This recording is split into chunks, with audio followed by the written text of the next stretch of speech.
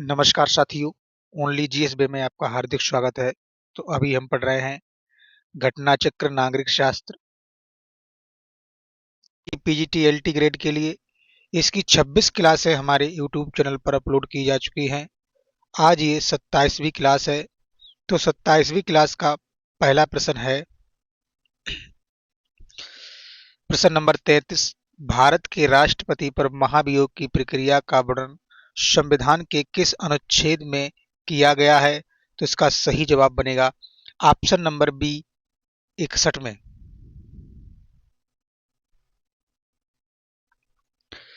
भारत के राष्ट्रपति पर महाभियोग की प्रक्रिया का वर्णन संविधान के अनुच्छेद 61 में वर्णित है। अनुच्छेद 52 में भारत का राष्ट्रपति, अनुच्छेद 27 में राष्ट्रपति के पुनर्निर्वाचन के लिए पात्रता, अनुच्छेद 59 में राष्ट्रपति की परिलब्धियां और उनके भत्ते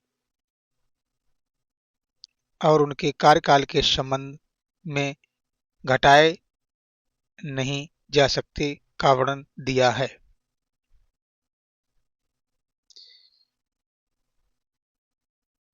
प्रश्न नंबर 34 है, भारत के राष्ट्रपति संविधान के किस अनुच्छेद के अंतर्गत मंत्रिमंडल की सलाह मानने को बाध्य हैं? तो इसका सही जवाब बनेगा ऑप्शन नंबर ए 74वां।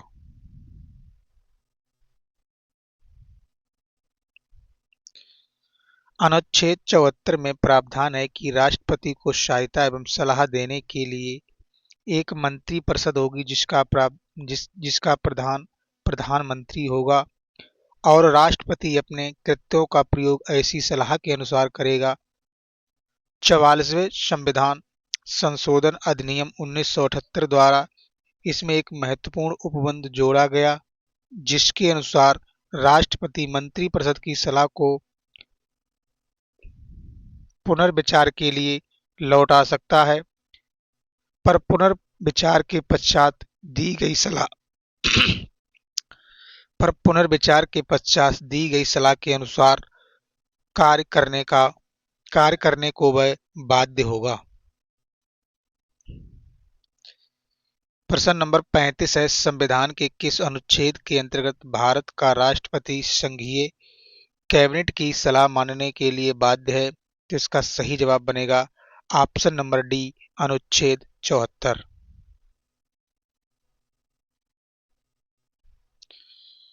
प्रश्न नंबर 36 है, भारतीय संविधान के किस अनुच्छेद में राष्ट्रपति को सूचना का अधिकार दिया गया है? तो इसका सही जवाब बनेगा ऑप्शन नंबर सी अनुच्छेद 78 में।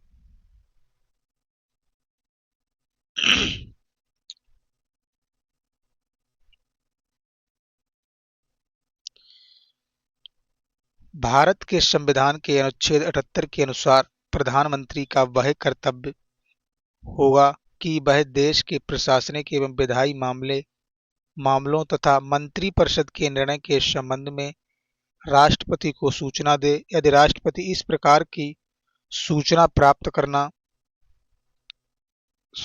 प्राप्त करना आवश्यक समझे।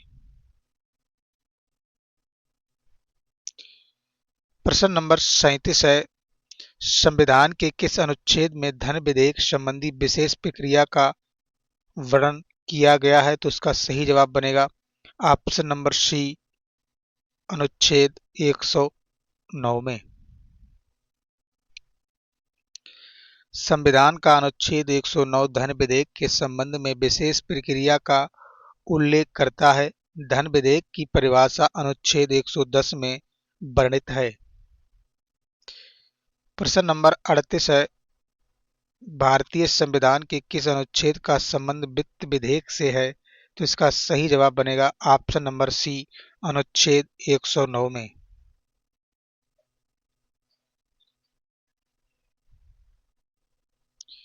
प्रश्न नंबर 39 है, धन विधेयक को परिभाषित किया गया है। तो इसका सही जवाब बनेगा ऑप्शन नंबर ए अनुच्छेद 110 में।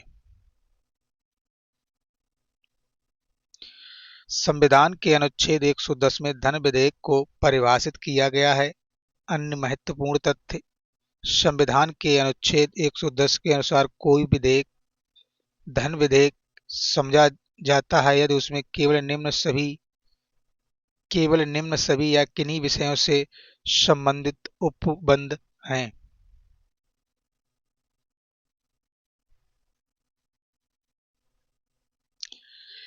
किसी कर का अधिरोपण, उत्साधन, परिहार, परिवर्तन या विनिमयन, सरकार द्वारा धन उधार लेने को विनिमयन, भारत की संचित निधि या आस्मिकता निधि में धन जमा करना या निकालना, किसी व्यय को भारत की संचित निधि पर भारत घोषित करना या बढ़ाना, भारत की संचित निधि या भारत के लोक लेखा मदे धन प्राप्त करने अथवा ऐसे धन की अभिरक्षा, उसके निर्गमन अथवा संघ या राज्य के लेखाओं की संपरीक्षा आदि।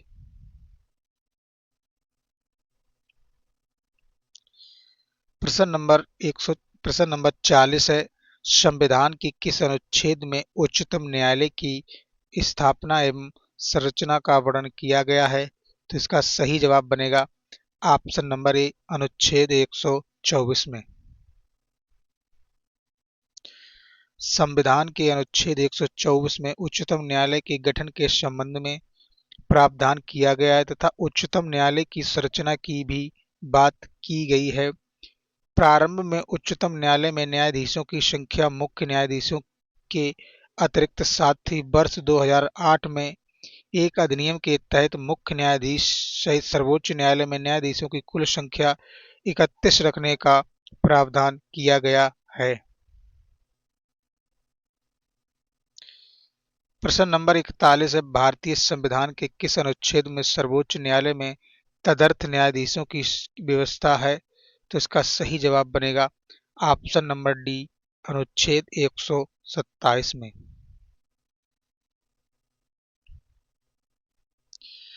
संविधान के अनुच्छेद 127 के अनुसार मुख्य न्यायाधीश राष्ट्रपति की पूर्व स्वीकृति से तदर्थ न्यायाधीशों की नियुक्ति भी कर सकता है।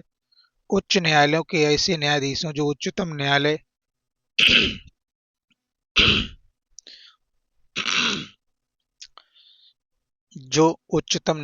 का न्यायाधीश बनने की योग्यता रखते हों, राष्ट्रपति संबंधित उच्च न्यायालय के मुख्य न्यायाधीश के परामर्श के आधार पर तदर्थ न्यायाधीशों की नियुक्ति करता है। भारत में संघीय न्यायालय की स्थापना 1 अक्टूबर 1937 को की गई। इसके प्रथम मुख्य न्यायाधीश सर मॉरिस ग्वेर थे।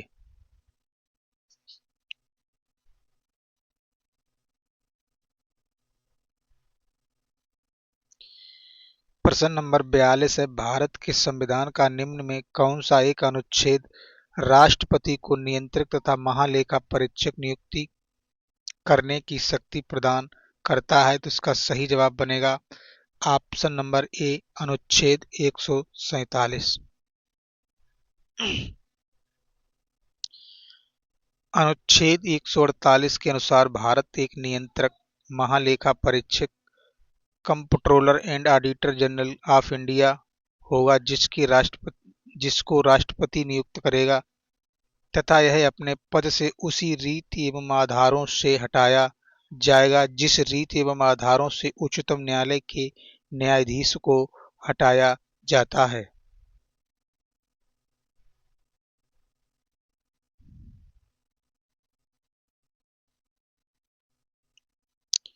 अनुच्छेद 149 में नियंत्रक महालेखा परीक्षक के कर्तव्यों एवं शक्तियों का वर्णन किया गया है।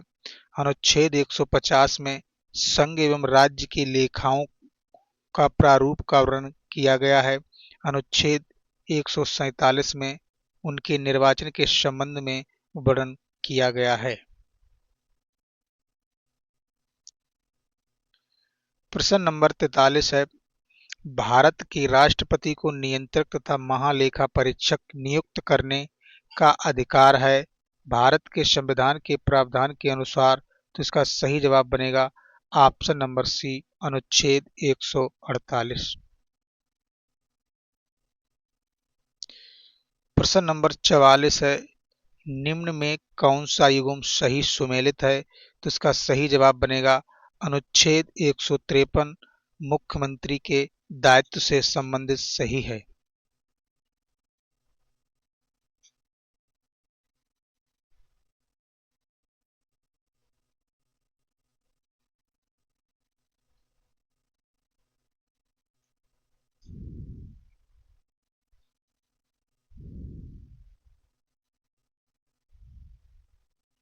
साथियों, ये प्रश्न गलत लग रहा है।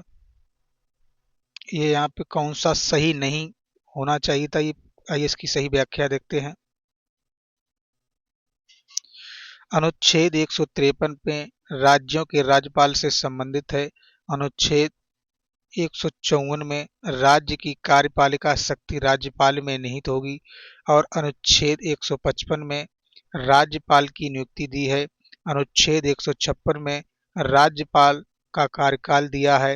अनुच्छेद 162 में राज्य की कार्यपालिका शक्ति का विस्तार का वर्णन दिया है। अनुच्छेद 165 में राज्य का महाधिवक्ता से संबंधित है और अनुच्छेद 167 मुख्यमंत्री का दायित्व होगा वह राज्यों के कार्य प्रशासन मुख्यमंत्री के दायित्व अनुच्छेद 167 मुख्यमंत्री का दायित्व होगा कि वह राज्य के कार्यों प्रशासन संबंधी और विधान विषयक प्रस्थापनाओं संबंधी मंत्रिपरिषद के सभी विनिश्चय राज्यपाल को संसूचित करे।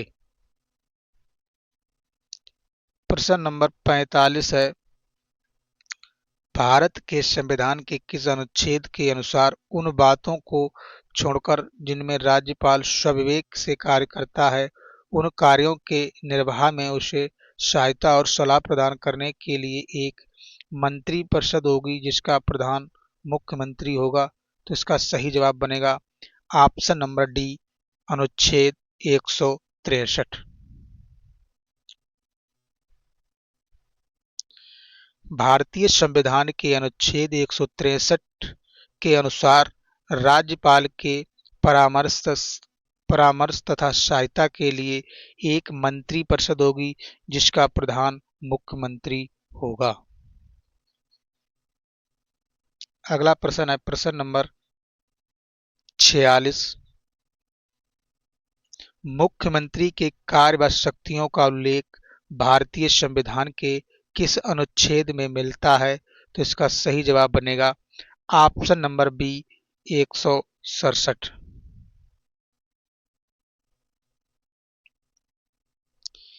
अनुच्छेद 167 के अनुसार राज्यपाल को जानकारी देने आदि के संबंध में मुख्यमंत्री के कर्तव्यों का उल्लेख अनुच्छेद 162 में राज्य की कार्यपालिका शक्ति का विस्तार है।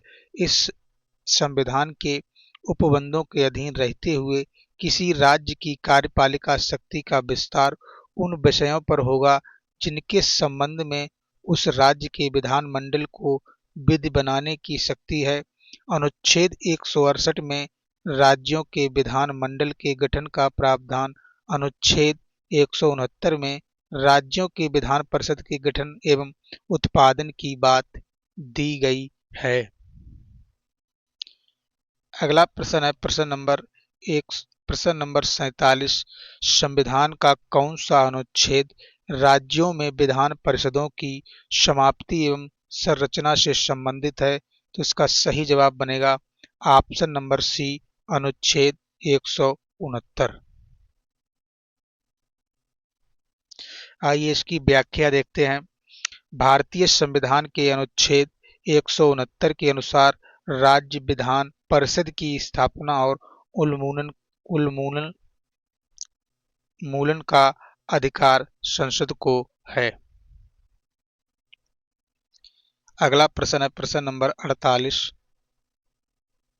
भारतीय संविधान के किस अनुच्छेद के तहत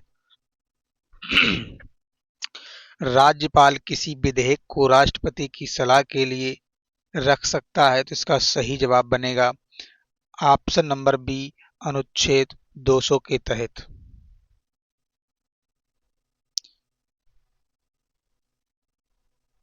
अनुच्छेद 200 के अनुसार जब कोई विधेयक राज्य की विधानसभा द्वारा या विधान परिषद वाले राज्यों में विधानमंडलों के दोनों सदनों द्वारा पारित कर दिया गया है तब वह राज्यपाल के समक्ष प्रस्तुत किया जाएगा और राज्यपाल घोषित करेगा कि वह विधेयक पर अनुमति देता या अनुमति रोक लेता है अथवा वह विधेयक को राष्ट्रपति के विचार के लिए आरक्षित रखता है।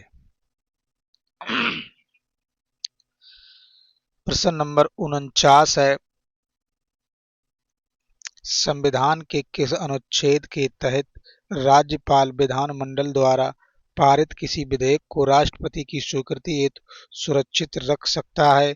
तो इसका सही जवाब बनेगा ऑप्शन नंबर डी, अनुच्छेद 200।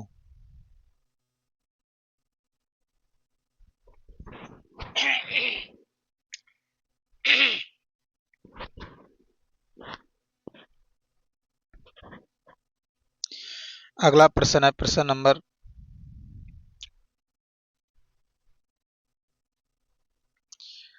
नंबर 50।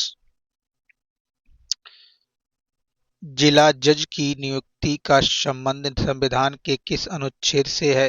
तो इसका सही जवाब बनेगा ऑप्शन नंबर ए, अनुच्छेद 233।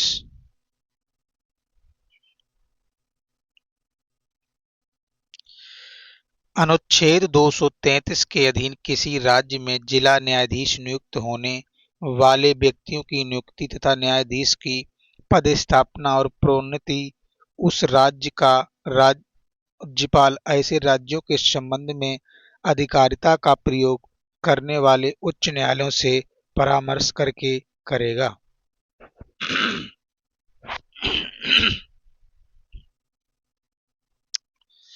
प्रश्न नंबर 51 है, भारतीय संविधान में अवशिष्ट शक्तियां निम्नलिखित में से किस अनुच्छेद से उपबंधित हैं? इसका सही जवाब बनेगा ऑप्शन नंबर बी, अनुच्छेद 248।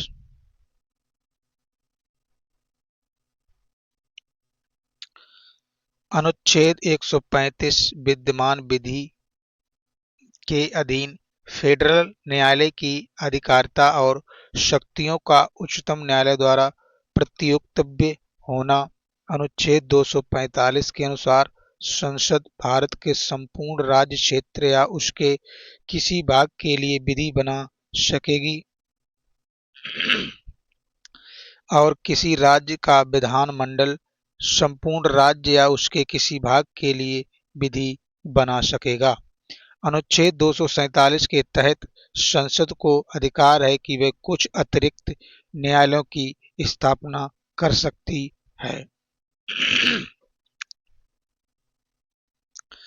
अनुच्छेद 248 में संविधान के अनुच्छेद 248 के अनुसार अवशिष्ट विधायी शक्तियां संघीय संसद को सौंपी गई हैं।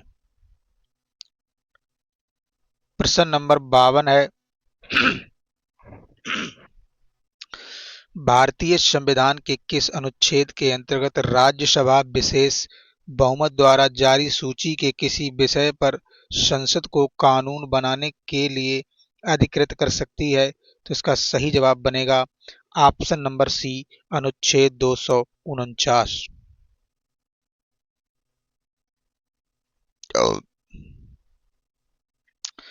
संविधान के अनुच्छेद 249 के तहत यदि राज्यसभा अपने उपस्थित एवं मत देने वाले सदस्यों के कम से कम 2/3 बहुमत से ऐसा संकल्प पारित करे कि राज्य सूची के किसी विषय पर विधि बनाना राष्ट्रीय हित में आवश्यक है तो संसद उस विषय पर विधि बना सकती है।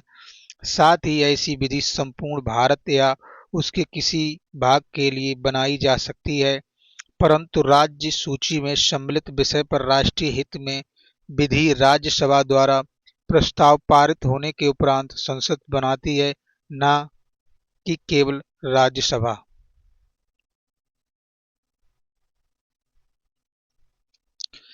प्रश्न नंबर 53 है, भारत के संविधान का कौन सा अनुच्छेद संसद को राज्य सूची के किसी विषय पर विधि निर्माण की शक्ति प्रदान करता है?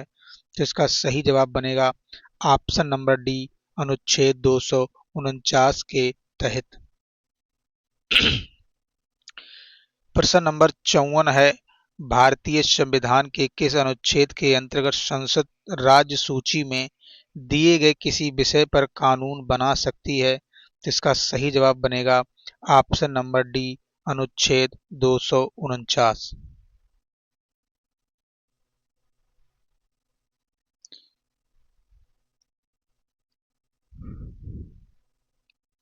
प्रश्न नंबर 55 है, अनुच्छेद 249 किसके अधिकारों से संबंधित है? तो इसका सही जवाब बनेगा ऑप्शन नंबर बी, राज्यसभा।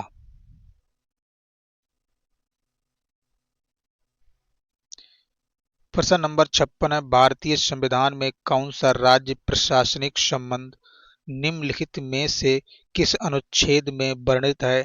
जिसका सही जवाब बनेगा ऑप्शन नंबर ए, 256 से 263।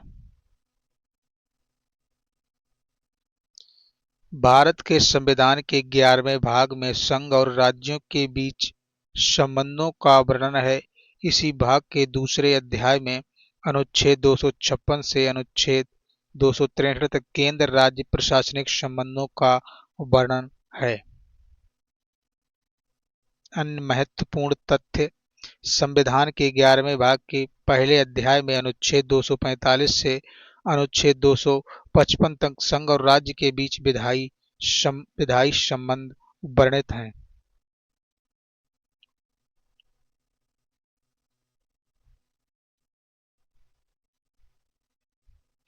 प्रश्न 57 है, सरकारिया कमीशन द्वारा अंतरराज्यीय परिषद के गठन की संस्तुति संविधान के किस अनुच्छेद के अंतर्गत की गई है? तो इसका सही जवाब बनेगा ऑप्शन नंबर सी, 263, अनुच्छेद 263।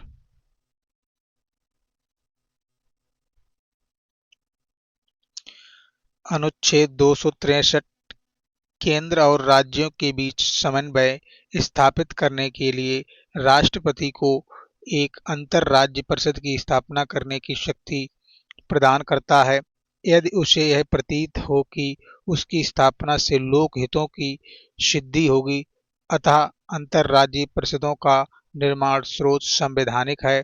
संविधान में उल्लेखित प्रावधानों के तहत उसकी स्थापना होती है। दातव्य है कि सरकारिया कमीशन द्वारा अंतरराज्यीय परिषद के गठन की संस्तुति की गई थी। प्रश्न नंबर 58 है, अखिल भारतीय सेवाओं का उल्लेख है? तो इसका सही जवाब बनेगा ऑप्शन नंबर बी, भारतीय संविधान के अनुच्छेद 312 में। भारतीय संविधान के अनुच्छेद 312 में अखिल भारतीय सेवाओं का उल्लेख है।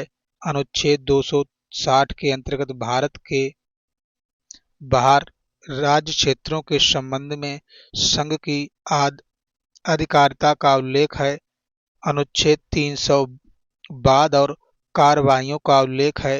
अनुच्छेद 315 संघ और राज्य के लिए लोक सेवा आयोग के गठन संबंधी प्रावधान का उल्लिखित है। प्रश्न नंबर 59 है, भारतीय संविधान के किस अनुच्छेद में संसद साधारण बहुमत से विधि पारित कर संशोधन नहीं कर सकती? तो इसका सही जवाब बनेगा ऑप्शन नंबर डी, अनुच्छेद 312। अनुच्छेद 312 अखिल भारतीय सेवाओं के सृजन के विषय में है।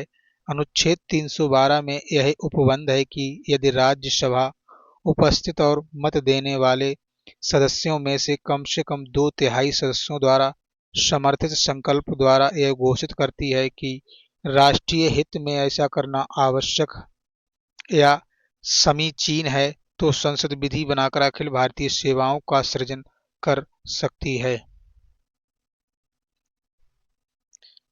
प्रश्न नंबर 60 है, भारतीय संविधान के निम्न अनुच्छेदों में किसमें निर्वाचन आयोग का प्रावधान है? तो इसका सही जवाब बनेगा ऑप्शन नंबर बी, अनुच्छेद 324 में।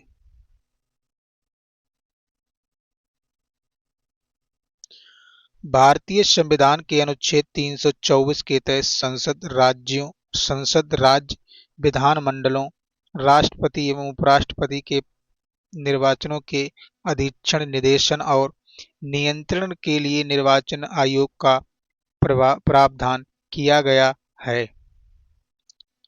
प्रश्न नंबर 61 है, भारत में निर्वाचन आयोग का गठन संविधान के किस अनुच्छेद के अनुसार किया गया है? तो इसका सही जवाब बनेगा ऑप्शन नंबर डी, अनुच्छेद 324।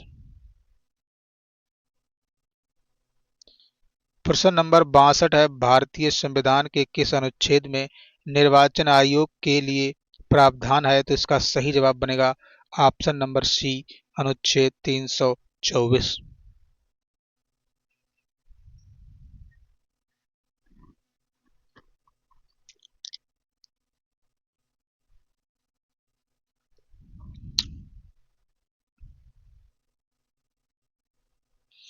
अगला प्रश्न है प्रश्न नंबर 63, संविधान के किस अनुच्छेद के तहत यह उपबंधित है कि निर्वाचक नामावली धर्म, मूल वंश, जात या लिंग के आधार पर तैयार नहीं की जाएगी? इसका सही जवाब बनेगा ऑप्शन नंबर सी, अनुच्छेद 325। संविधान के अनुच्छेद 325 के अनुसार संसद के प्रत्येक सदन या किसी राज्य के विधानमंडल के सदन या प्रत्येक सदन के लिए निर्वाचन के लिए प्रत्येक प्रादेशिक निर्वाचन क्षेत्र के लिए एक साधारण निर्वाचक नामावली होगी और केवल धर्म, मूल वंश, जात, लिंग या इनमें से किसी के आधार पर कोई व्यक्ति ऐसी किसी नामावली में सम्मिलित किए जाने के लिए अपात्र नहीं होगा या ऐसे किसी निर्वाचन क्षेत्र के लिए किसी विशेष निर्वाचक नामावली में सम्मिलित किए जाने का दावा नहीं करेगा। प्रश्न नंबर 64 है, संविधान के किस अनुच्छेद द्वारा भारत के नागरिकों को वयस्क मताधिकार प्रदान किया गया है? तो इसका सही जवाब बनेगा ऑप्शन नंबर सी, अनुच्छेद 326 के द्वारा।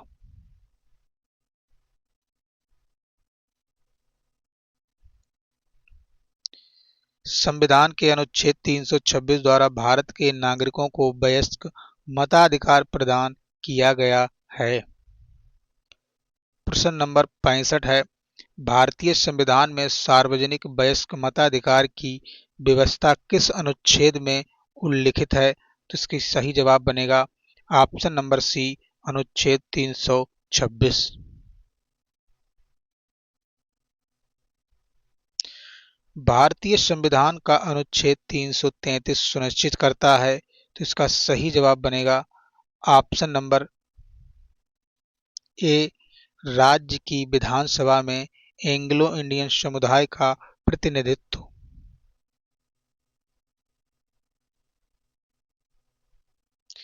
संविधान का अनुच्छेद 333 राज्य की विधानसभाओं में आंग्ल भारतीय समुदाय का प्रतिनिधित्व सुनिश्चित करता है।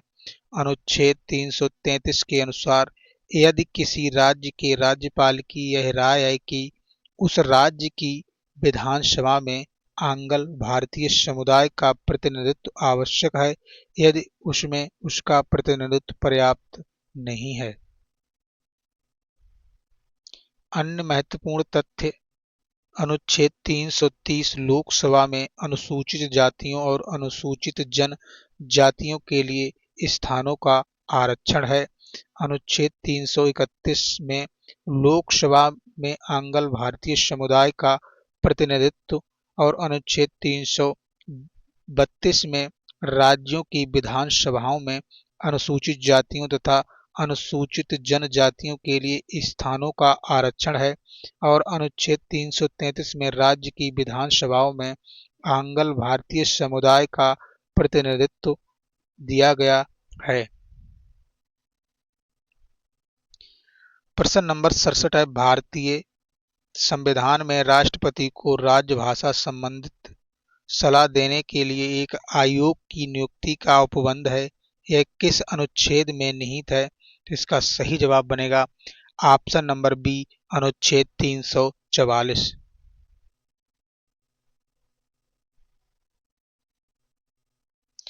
संविधान में राष्ट्रपति को राजभाषा से संबंधित सलाह देने के लिए एक आयोग की नियुक्ति का प्रावधान अनुच्छेद 344 में किया गया है।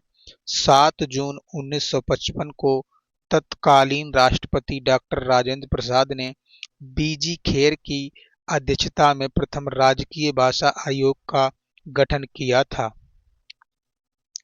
अन्य महत्वपूर्ण तथ्य हैं, संविधान के भाग 17 में राजभाषा संबंधी प्रावधानों का उल्लेख है और अनुच्छेद 343 एक के अनुसार संघ की राजभाषा हिंदी और लिपि देवनागरी होगी।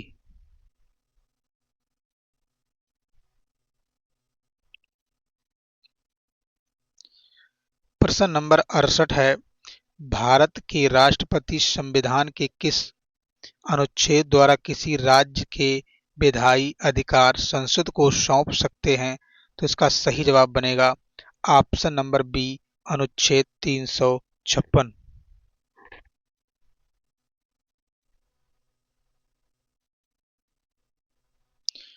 भारत के राष्ट्रपति भारतीय संविधान के अनुच्छेद 356 एक खा के द्वारा राज्य विधानमंडल की शक्तियां संसद को सौंप सकते हैं।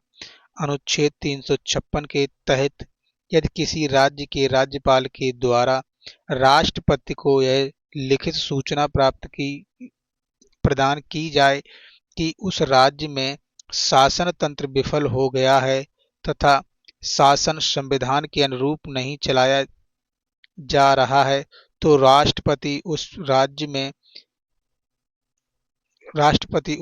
में राष्ट्रपति शासन लागू कर देगा और राज्य की सभी प्राधिकारियों शक्तियों को अपने हाथों में ले लेगा।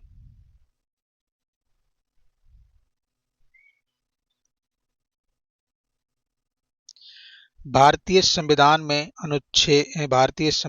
राष्ट्रपति को 3 प्रकार की आपातकालीन शक्तियां प्राप्त हैं। नंबर 1, राष्ट्रीय आपातकालीन अनुच्छेद 352 और नंबर 2, राज्यों में राष्ट्रपति शासन अनुच्छेद 356 तथा नंबर 3, वित्तीय आपात अनुच्छेद 360। युद्ध बाह्य आक्रमण तथा सशस्त्र विद्रोह की स्थिति में मंत्रिमंडल की लिखित सिफारिश पर राष्ट्रपति राष्ट्रीय आपातकाल अनुच्छेद 352 लागू कर सकता है। जब राष्ट्रपति को यह विश्वास हो जाए कि भारत की वित्तीय साख को अथवा स्थायित्व को खतरा है, तो राष्ट्रपति वित्तीय आपातकाल अनुच्छेद 360 लागू कर सकता है। प्रश्न नंबर 69 है, भारतीय संविधान का अनुच्छेद 356 निम्न में से किससे संबंधित है? तो इसका सही जवाब बनेगा ऑप्शन नंबर ए, राज्यों में संवैधानिक तंत्र के विफल हो जाने पर लगाए जाने वाले आपात से।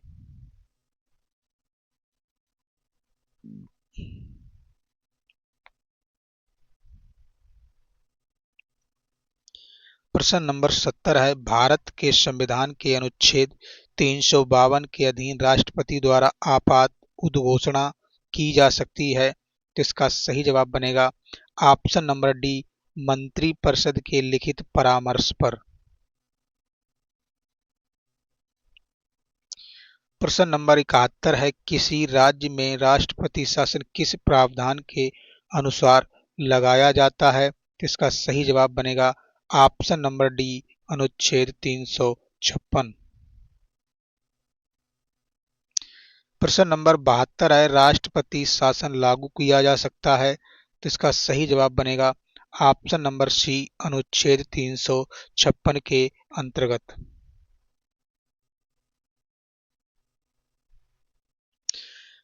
प्रश्न नंबर 73 है, वित्तीय आपात की घोषणा किस अनुच्छेद के तहत की जाती है? तो इसका सही जवाब बनेगा ऑप्शन नंबर डी, अनुच्छेद 360 के तहत।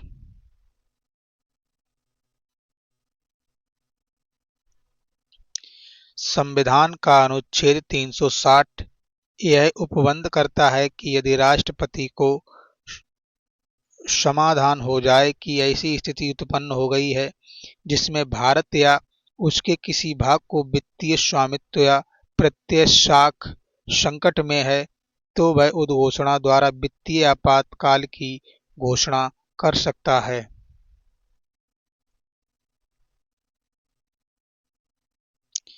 अन्य महत्वपूर्ण तथ्य, अनुच्छेद 360 द्वारा जारी की गई उद्घोषणा की काल अवधि 2 महीने होगी। यदि यह उक्त 2 महीने की समाप्ति के पूर्व संसद द्वारा पारित संकल्प द्वारा अनुमोदित नहीं कर दी जाती तो 2 महीने की समाप्ति पर परिवर्तन में नहीं रखेगी। अब तक भारत में वित्तीय आपातकाल कभी भी लागू नहीं किया गया है।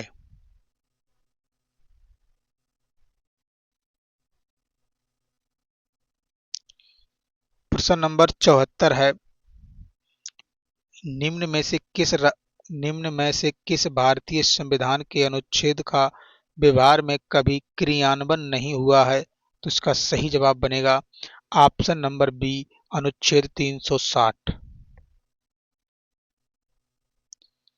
प्रश्न नंबर 75 है, भारतीय संविधान के किस अनुच्छेद में संविधान संशोधन प्रक्रिया उल्लेखित है? तो इसका सही जवाब बनेगा ऑप्शन नंबर बी, 368।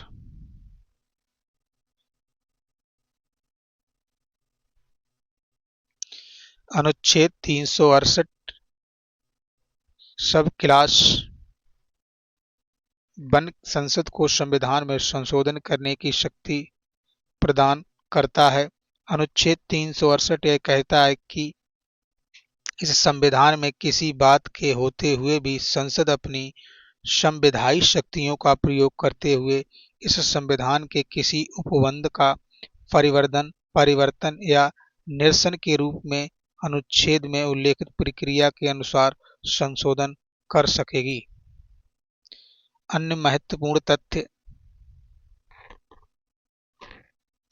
संविधान के सभी संशोधन विधेयक संसद के प्रत्येक सदन की कुल सदस्य संख्या के बहुमत द्वारा तथा उस सदन के उपस्थित और मत देने वाले सदस्यों के कम से कम 2/3 बहुमत द्वारा पारित किया जाएगा।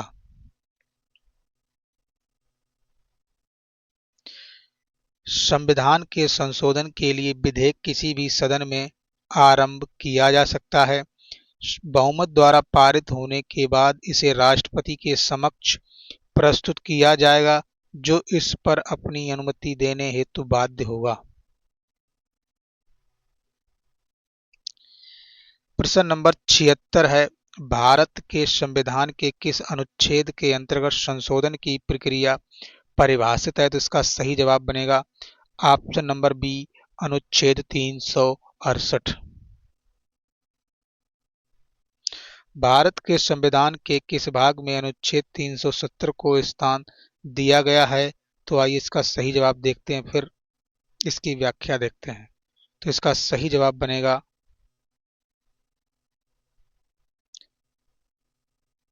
ऑप्शन नंबर सी, संविधान के 21वें भाग में।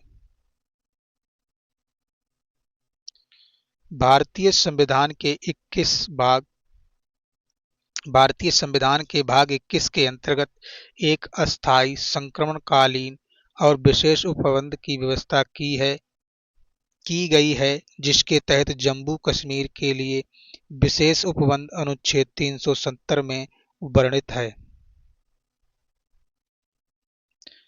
प्रश्न नंबर 78 है, भारतीय संविधान में वर्णित विशिष्ट प्रावधानों के तहत अनुच्छेद 371 के अंतर्गत निम्न में से किस राज्य का वर्णन नहीं है? तो इसका सही जवाब बनेगा ऑप्शन नंबर सी, तमिलनाडु।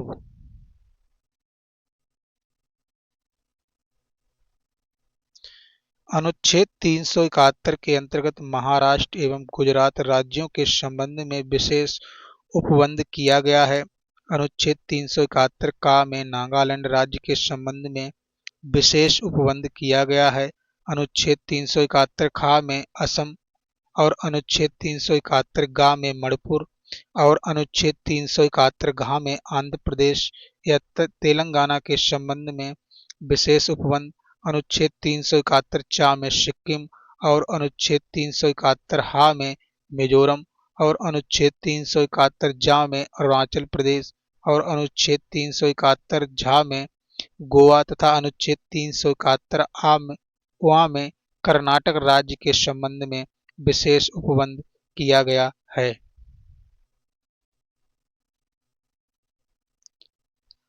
प्रश्न नंबर 79 है, निम्नलिखित में से कौन सा एक सही सुमेलित नहीं है? तो इसका सही जवाब बनेगा ऑप्शन नंबर डी, भाग 5 मौलिक कर्तव्य।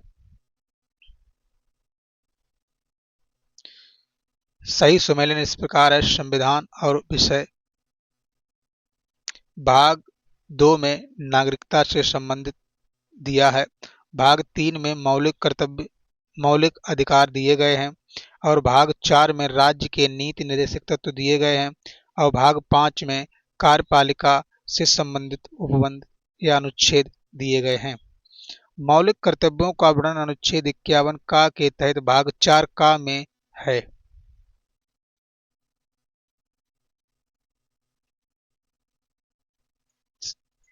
साथियों, अगला टॉपिक है हमारा संविधान संशोधन। तो आइए चलते हैं, इसका पहला क्वेश्चन देखते हैं।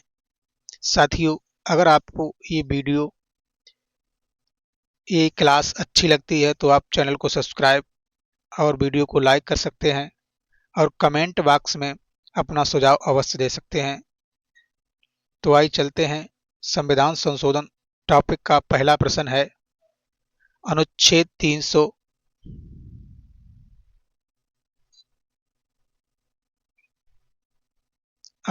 368 निम्न का प्रतिनिधित्व करता है। तो इसका सही जवाब बनेगा ऑप्शन नंबर सी, कठोरता और नमनीयता का।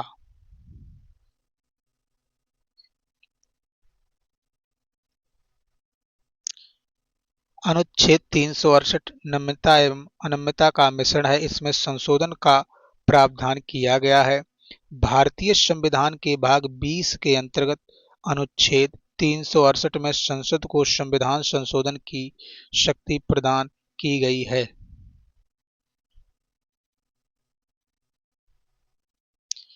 प्रश्न नंबर 2 है, भारतीय संविधान में निम्नलिखित में कौन सी विशेषताएं पाई जाती हैं? तो इसकी विशेषताएं हैं, नंबर का, संशोधन की बहुल प्रक्रिया, खा, राज्यों को संशोधन की पहल करने का अधिकार नहीं है, गा, कुछ संशोधन केवल राज्य विधानमंडलों द्वारा ही पारित किए जा सकते हैं और घा है, संविधान संशोधन संबंधी विवादों के समाधान के लिए संसद के सदनों की संयुक्त बैठकें की जाती हैं। इसका सही जवाब देखते हैं, ऑप्शन नंबर बी, का और खा दोनों।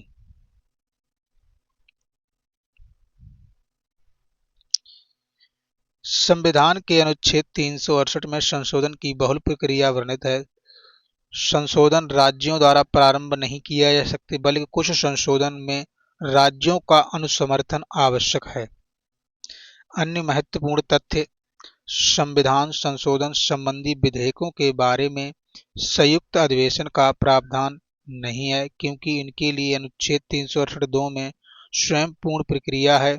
इसलिए अनुच्छेद 108 में केवल साधारण विधेयक के संबंध में संयुक्त अधिवेशन का प्रावधान है।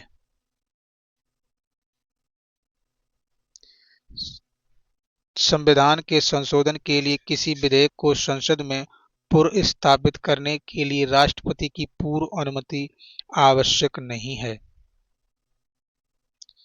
प्रश्न नंबर 3 है, अनुच्छेद 368 को निम्न संशोधन से संशोधित किया जा सकता है। तो इसका सही जवाब बनेगा ऑप्शन नंबर ए, 24।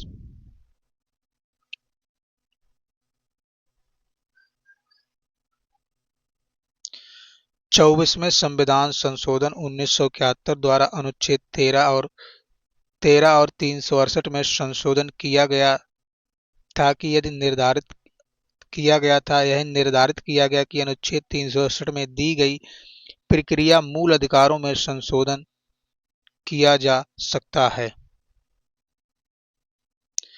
प्रश्न नंबर 4 है, निम्नलिखित में किस एक बाद में भारतीय संसद को 24वां संवैधानिक संशोधन लागू करने के लिए प्रेरित किया गया? तो इसका सही जवाब बनेगा option number C, Golaknath case में। गोलकनाथ मामले के निर्णय से उत्पन्न संकट से निपटने के लिए 1971 में 24वें संविधान संशोधन द्वारा यह निश्चित किया गया कि संसद को संविधान के मूल अधिकारों सहित किसी भी उपबंध को संशोधन करने का अधिकार होगा। प्रश्न नंबर 5 है, भूतपूर्व राजाओं के विशेष अधिकारों को किस संवैधानिक संशोधन द्वारा समाप्त किया गया? तो इसका सही जवाब बनेगा ऑप्शन नंबर बी, 26वां। 26वें संविधान संशोधन अधिनियम 1971 द्वारा भूतपूर्व देशी रियासतों के शासकों का प्रीबीपर्स समाप्त कर दिया गया। इस संशोधन में अनुच्छेद 363 में का उपखंड जोड़ा गया। अनुच्छेद 363 का में वर्णित प्रावधान निम्नलिखित हैं। ऐसा राजा, प्रमुख या अन्य व्यक्ति जिसे 26वें संशोधन से पहले किसी समय राष्ट्रपति से देशी राज्य के शासक के रूप में उत्तराधिकारी के रूप में मान्यता प्राप्त थी, उसे इस संशोधन के माध्यम से समाप्त कर दिया गया। 26वें संशोधन से ऐसी देशी राजाओं या उनके उत्तराधिकारियों को निजी थैलियां प्रीवियसर के संदाय को समाप्त कर दिया गया। प्रश्न नंबर 6 है, भारतीय संविधान की प्रस्तावना में 42वें संविधान संशोधन द्वारा कौन शब्द जोड़े गए? तो इसका सही जवाब बनेगा ऑप्शन नंबर डी, समाजवादी, धर्मनिरपेक्ष तथा राष्ट्र की अखंडता।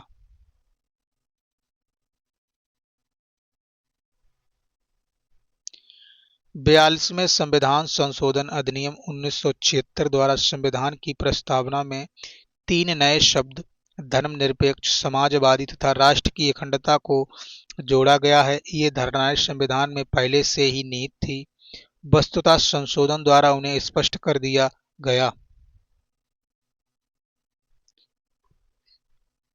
अन्य महत्वपूर्ण तथ्य, 42वां संविधान संशोधन अधिनियम अब तक पारित सभी संशोधनों में सबसे विस्तृत था। इस संशोधन अधिनियम द्वारा संविधान में 2 नए अध्याय, 4 का मूल कर्तव्य और 14 का अधिकरण और 9 नए अनुच्छेद 39 का से 43 का, 131 का से 145 का और 127 का से 128 का और 257 का जोड़े गए तथा 52 अनुच्छेदों में संशोधन किया गया।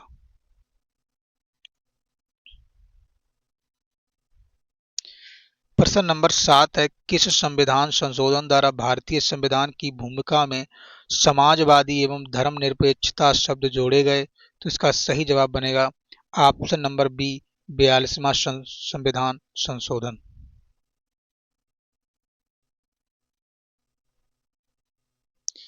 भारत के संविधान में किस संशोधन द्वारा मौलिक कर्तव्यों का समावेश किया गया? तो इसका सही जवाब बनेगा ऑप्शन नंबर बी, 42वें संशोधन में। प्रश्न नंबर 9 है, भारत के किस संविधान संशोधन में संविधान की प्रस्तावना में राष्ट्रीय एकता के साथ अखंडता शब्द जोड़ा गया? तो इसका सही जवाब बनेगा ऑप्शन नंबर सी, 44वें संशोधन द्वारा।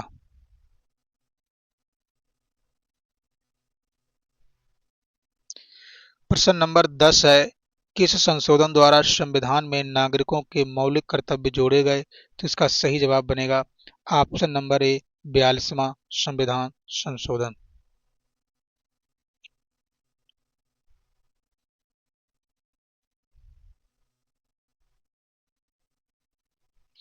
संविधान में मूल कर्तव्य संबंधी प्रावधान भाग 4 के अनुच्छेद 51 का में अंतर्विष्ट हैं। इन्हें 42वें संविधान संशोधन अधिनियम 1976 द्वारा संविधान में समाविष्ट किया गया। वर्तमान में मूल कर्तव्यों की संख्या 11 है। अन्य महत्वपूर्ण तथ्य।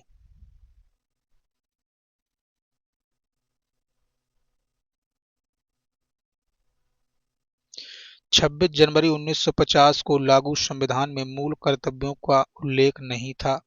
मूल कर्तव्यों का संविधान में समावेश स्वर्ण सिंह समिति की सिफारिशों के आधार पर किया गया। मूल कर्तव्यों के पीछे कोई अधिशासित नहीं है। उनका पालन कराने या उनके उल्लंघन होने पर दंड देने का संविधान में कोई उपबंध नहीं है। 42वां संविधान संशोधन अधिनियम संसद को यह शक्ति प्रदान करता है कि वह विधि बनाकर मूल कर्तव्यों के उल्लंघन की दशा में दोषी व्यक्तियों के लिए दंड की व्यवस्था करे। संविधान 86वां संशोधन अधिनियम 2002 द्वारा अनुच्छेद 51 का में एक नया खंड टा अधिस्थापित किया गया है।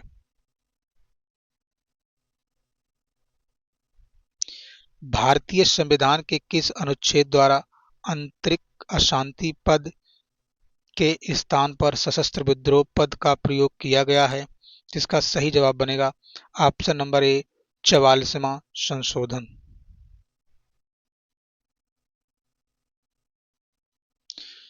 44वें संविधान संशोधन द्वारा आंतरिक अशांति पद के स्थान पर सशस्त्र विद्रोह पद का प्रयोग किया गया है।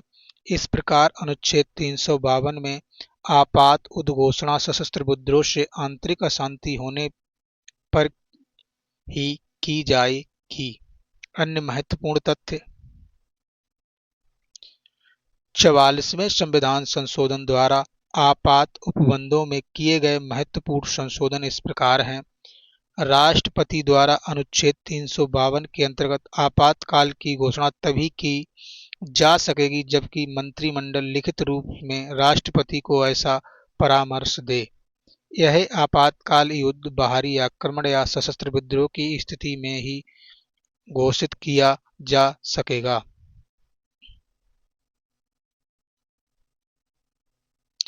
ऐसी घोषणा के 1 माह के अंदर संसद के विशेष बहुमत में इसकी स्वीकृति आवश्यक होगी। लोकसभा में उपस्थित एवं मतदान में भाग लेने वाले सदस्यों के साधारण बहुमत से आपातकाल की घोषणा समाप्त की जा सकती है। अनुच्छेद 356 के आधार पर राज्य में संवैधानिक व्यवस्था भंग होने की स्थिति में आपातकाल घोषित किया जाएगा। उसे एक बार प्रस्ताव पास कर संसद 6 माह के लिए लागू कर सकेगी।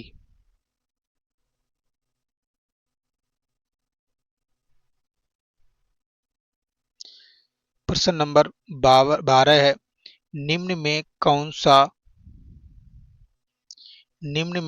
सा संशोधन संविधान की मिनी सुधार माना जाता है? तो इसका सही जवाब बनेगा ऑप्शन नंबर ए 44वां।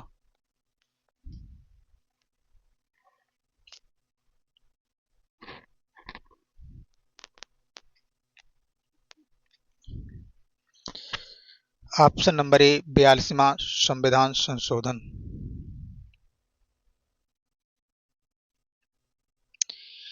42वां संविधान संशोधन 1976 संविधान में किए गए अब तक के संशोधनों में सबसे बड़ा व्यापक संशोधन है। इस संविधान संशोधन में एक प्रकार के संपूर्ण संविधान का पुनरीक्षण किया गया। इसकी व्यापकता को देखते हुए इसे मिनी संविधान कहा जाता है।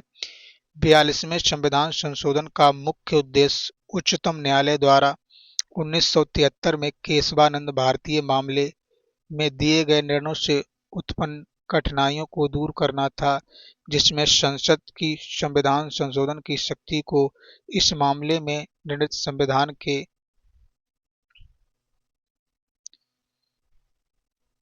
संविधान के आधारभूत ढांचे को संशोधित करने से रोक सकता था।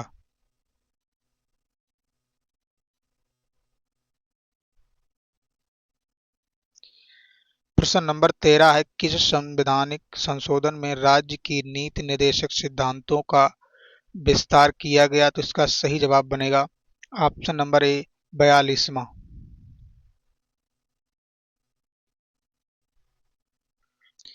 42वां संविधान संशोधन अधिनियम 1976 द्वारा नीति निर्देशक सिद्धांतों को अधिक व्यापक बनाने और उन्हें उन मूल अधिकारों जिनकी आड़ को लेकर सामाजिक आर्थिक सुधारों को निष्फल बनाया जा रहा है पर वरीयता देने के उद्देश्य से किए गए। 42वें संशोधन में जोड़े गए प्रावधान शोषण से बच्चों एवं वयस्कों की सुरक्षा, अनुच्छेद 39(4) समान न्याय तथा निःशुल्क कानूनी सहायता, अनुच्छेद 39 का उद्योगों के प्रबंधन में श्रमिकों की भागीदारी, अनुच्छेद 43 का जोड़ा गया। प्रश्न नंबर 14 है, निम्नलिखित में से संविधान के किस संशोधन द्वारा स्पष्ट रूप से यह बताया गया कि भारत का राष्ट्रपति मंत्रिपरिषद द्वारा दिए गए परामर्श को मानने के लिए बाध्य नहीं है? तो इसका सही जवाब बनेगा ऑप्शन नंबर सी 42वां।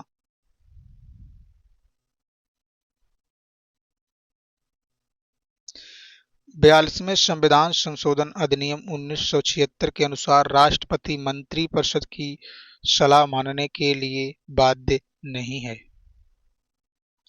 42वें संविधान संशोधन अधिनियम 1976 के अनुसार राष्ट्रपति मंत्रिपरिषद की सलाह मानने के लिए बाध्य है।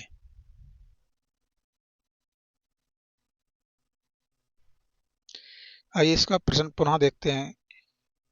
निम्नलिखित में से संविधान के किस संशोधन द्वारा स्पष्ट रूप से यह बताया गया कि भारत का राष्ट्रपति मंत्रिपरिषद द्वारा दिए गए परामर्श को मानने के लिए बाध्य है? तो इसका सही जवाब बनेगा ऑप्शन नंबर सी 42वां।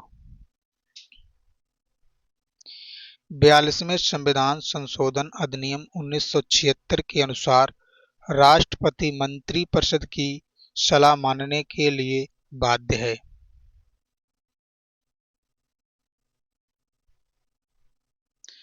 प्रश्न नंबर 15 है, भारत के संविधान में 10वीं अनुसूची जोड़ी गई है? तो इसका सही जवाब बनेगा ऑप्शन नंबर ए 52वें संविधान संशोधन अधिनियम द्वारा। संविधान की 10वीं अनुसूची में दल बदल विरोधी कानून बेसिक प्रावधान है।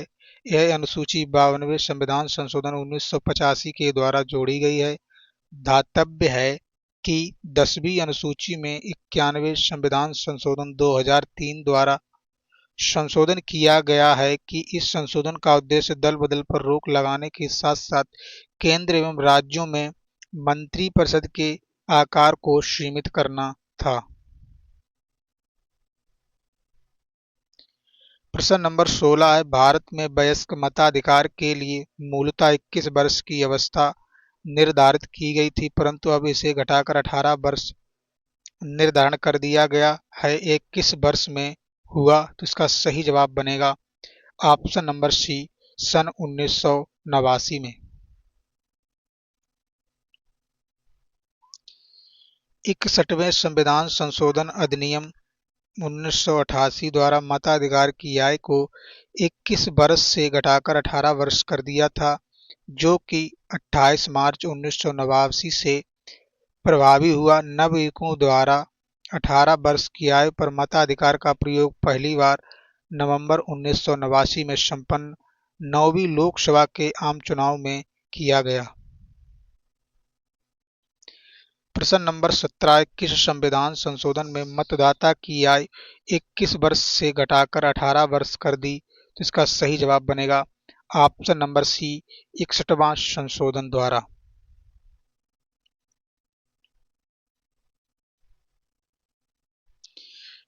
कौन संविधान संशोधन अधिनियम भारतीय राष्ट्रपति के निर्वाचन में संघीय क्षेत्रों की विधानसभा के सदस्यों के भाग लेने का प्रावधान करता है? तो उसका सही जवाब बनेगा ऑप्शन नंबर डी 17वां 17वां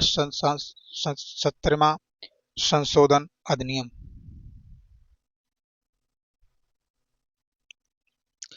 17वें संविधान संशोधन अधिनियम 1992 के अनुसार संघीय क्षेत्रों की विधानसभाओं के सदस्यों को भी राष्ट्रपति के निर्वाचन मंडल में सम्मिलित किया गया है।